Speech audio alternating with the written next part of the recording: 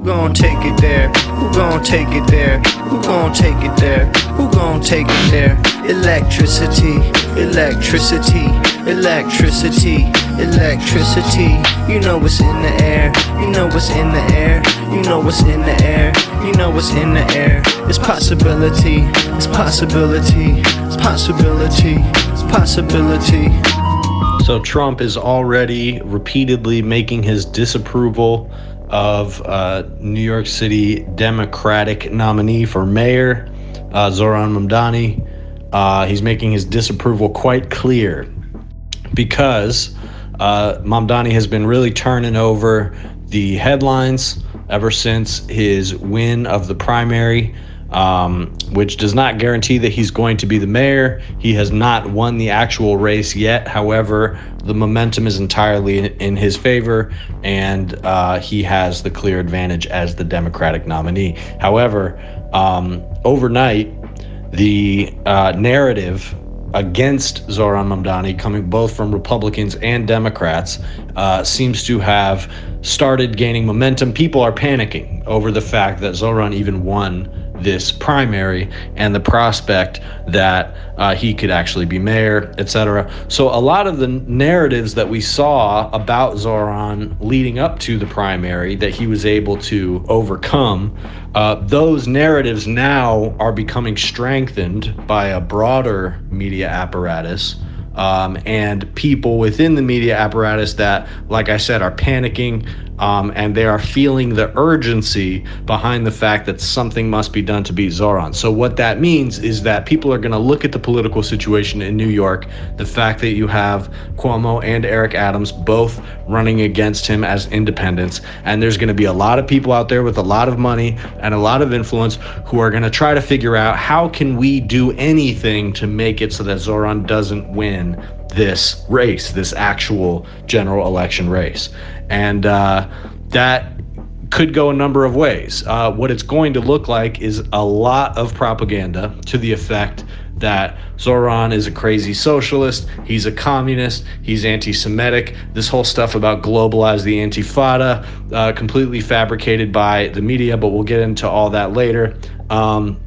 So here you have this moment from Trump where he's asked about Zohran Mamdani. He's asked a very leading question about Zohran Mamdani, and goes into this whole thing about how he's a communist and we can't have a communist, but I'm going to keep a very close eye on him, and says that if he gets in the way of ICE that he'll be arrested, and then kind of muses about the fact that some people say that he's not legally here, and we're going to be looking at all of that. So classic Trump rhetoric there. Some people are saying this, really it's just something he wants to bring up, and people are pointing out that this is essentially a threat to deport him, or at least to kind of put him into the immigration deportation pipeline, even though Trump doesn't explicitly say that. But he does say, he'll be arrested, and he says we're going to look at all of those things.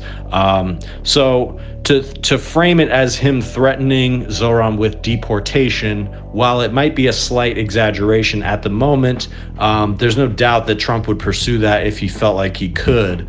And the only question is, how far is their effort to find a way to do so going to go? But really quick, I want to just play what both of them had to say about this. Trump's initial statements, and then Zohran issued an initial response, a written response, and then also has done an interview about it. And here we can basically see what Zohran's rhetorical strategy against Trump is going to be, at least in the early stages here. And I have some criticisms of it, and some thoughts on this situation in general. So check out these clips. Mr. President, your beloved New York City may well be led by a communist soon, Zohran Mamdani, who in his nomination speech said he will defy ICE and will not allow ICE to arrest criminal aliens in New York City. Your message to communist Zohran Mamdani? Well, then we'll have to arrest him. Look, we don't need a communist in this country, but if we have one, I'm going to be watching over him very carefully. A lot of people are saying he's here illegally. We're going to look at everything. What we're seeing in President Trump's rhetoric is an attempt to focus on who I am, where I'm from, what I look like, how I sound, as opposed to what I'm actually fighting for. Because to do so would be to display the stark contrast in our sincerity and actually delivering for the very working people who've been left behind by our politics, compared with what President Trump has been able to do.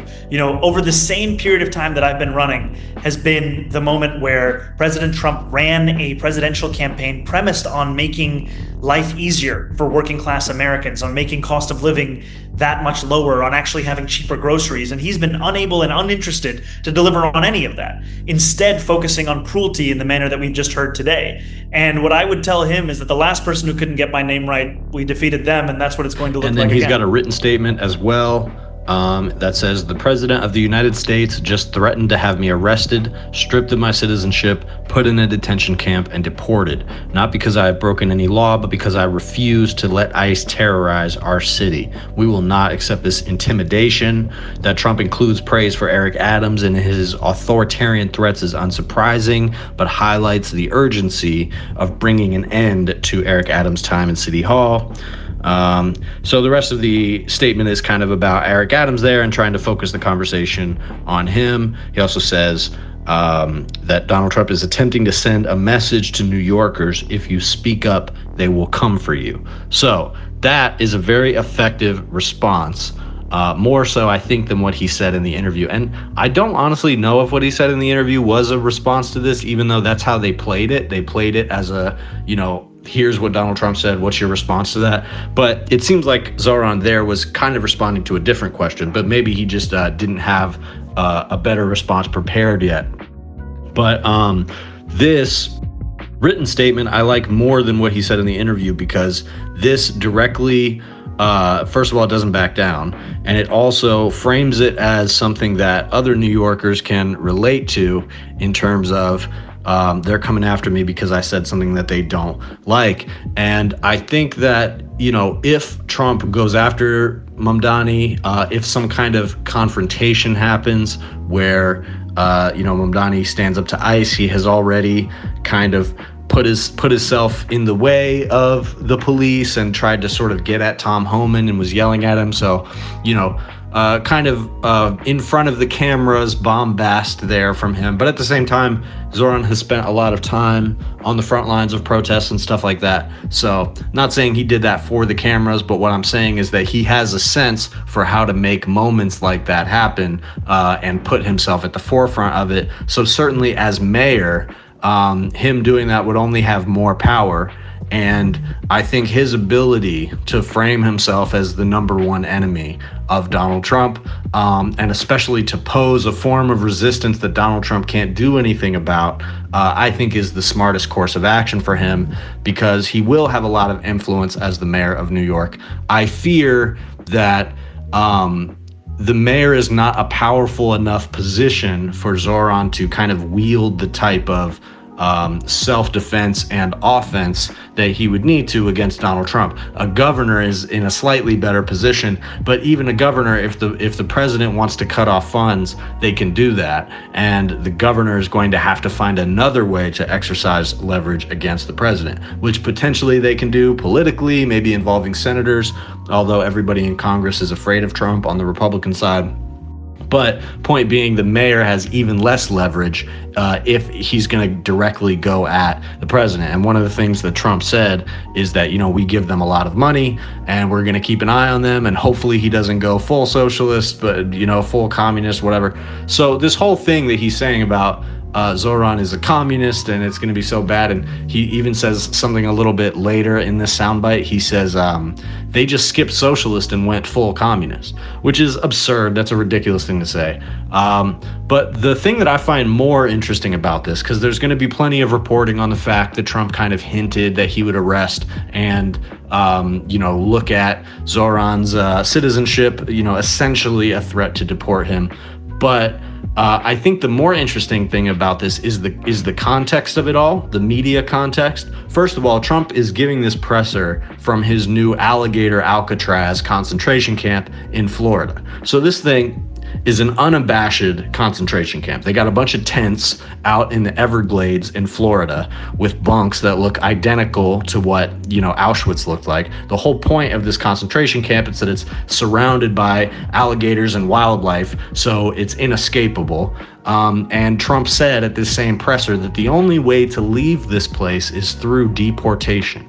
Think about that. Think about what that means, because they've already made mistakes or, purposely rounded up people who are actually citizens or actually legally here. So if they send somebody there who is not, this is essentially another version of CICOT in El Salvador. It's the American link in the chain, where in Trump's ideal vision, you send somebody there, and once they're there, they have effectively disappeared, so you can do whatever you want with them. That's the idea of CICOT in El Salvador with Bukele, and that Trump wants some version of that. Although it supposedly wouldn't be the final stop in the train, he wants to make it a place where people can be disappeared. And by pulling back birthright citizenship and making that something that they can start to chip away at in terms of what qualifies somebody to be a citizen or not, that essentially puts people into a legal gray area that could then be used to disappear them to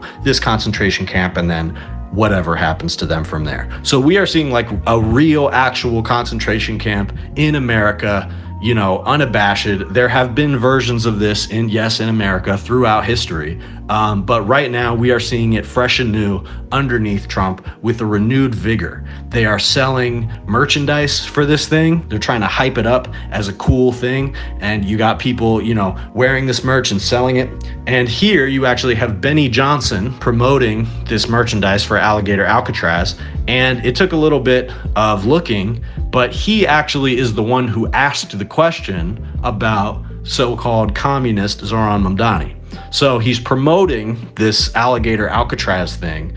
I don't know if he's trying to make money off of it personally, or he's just so excited about the idea of an American concentration camp.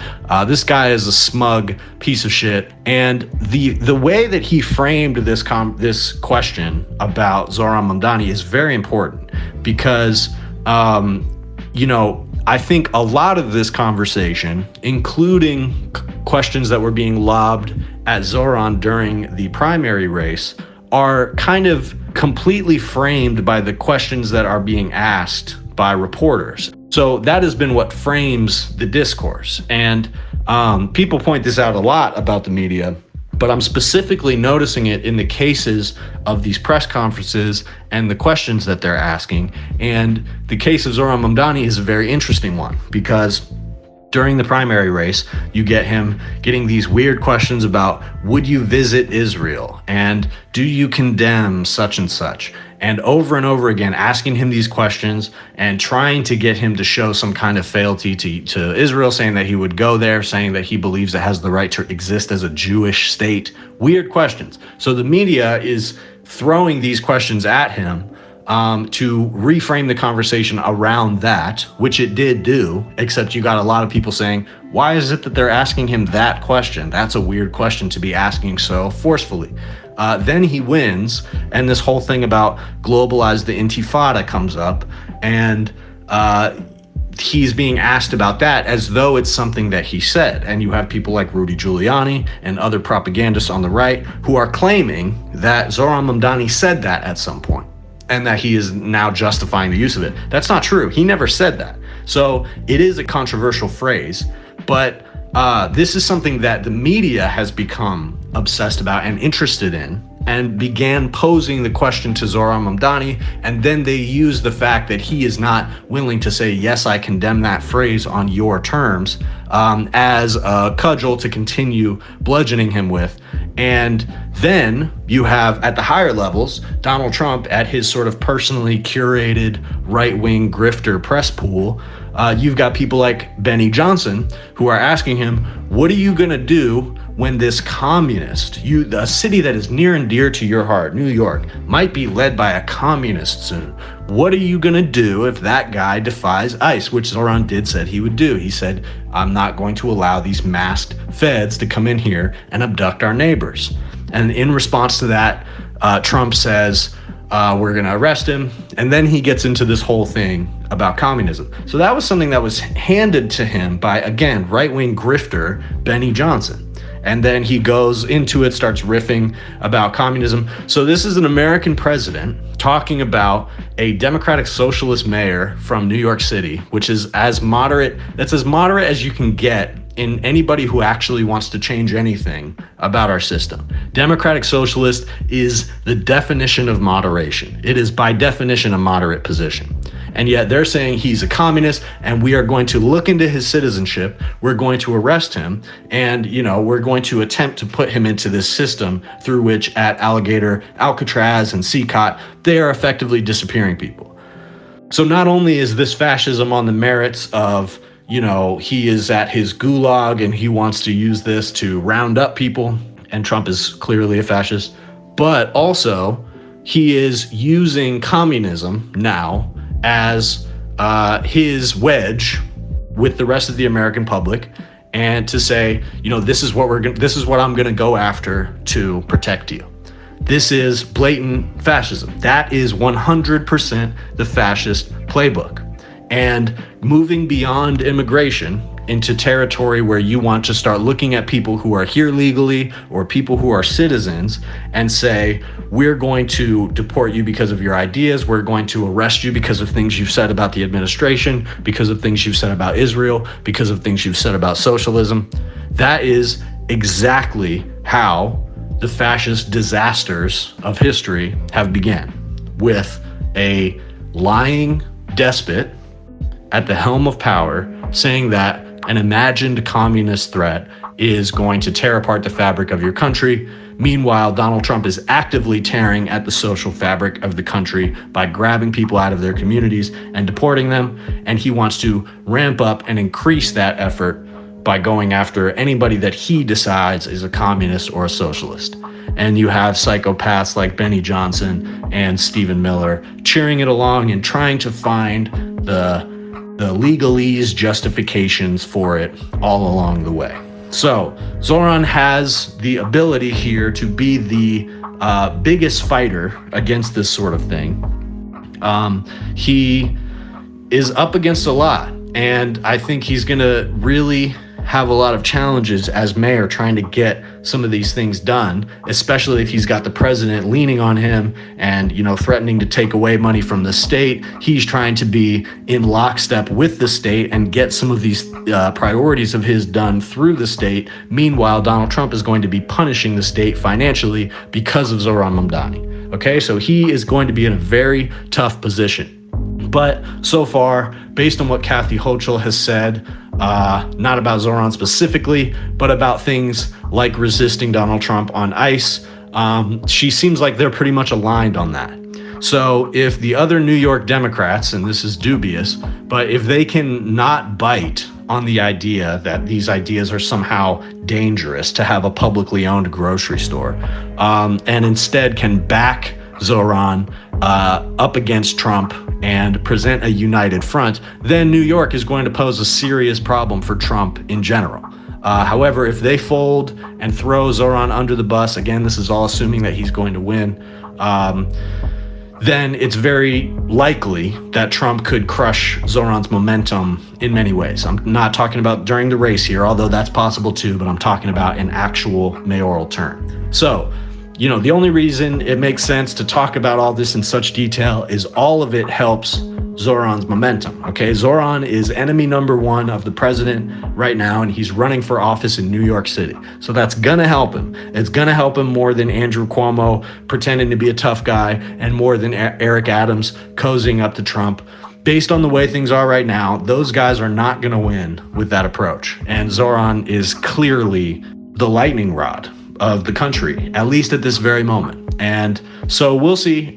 His recent media appearances, he seems a little nervous to me, which is understandable, but the guy's got infinite energy. So we'll see where this goes. Definitely going to be keeping my eye on Zohran, And let's keep our support behind him because, again, he has not won yet. If you like this video, please like and subscribe. And if you really want to support, consider becoming a member. That's the best way to support this channel. I'm posting different kinds of stuff there, like podcasts that don't make it to the main channel, book reviews, movie reviews. I'm reading Catcher in the Rye right now. I'm probably going to review that on there. Also posting music early. I've got a couple EPs out that were available first for members only. Right now, there's a couple tracks on there. There's a freestyle by me and my buddies Wrecked and Psych.